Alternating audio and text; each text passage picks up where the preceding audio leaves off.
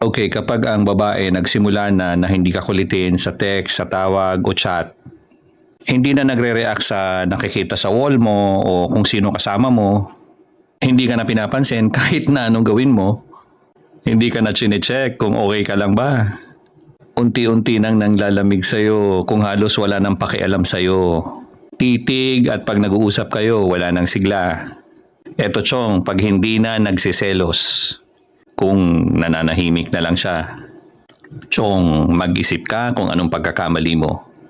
Ang babae kasi, makulit at abnormal lang yan sa taong mahalaga at mahal niya. Kahit nasasaktan hanggat kaya pa, hindi ka iiwan. Pero pag napagod yan, asahan mo. Bibitaw yan. Hindi dahil sa hindi ka mahal, pero napagod na yan sa paulit-ulit na lang na sitwasyon. Ano man ang label ng relasyon nyo, pahalagahan mo pa rin ang babae. Sa totoo lang, hindi siya mapapalapit sa iyo kung hindi ka nag-insist na maging bahagi ng buhay niya.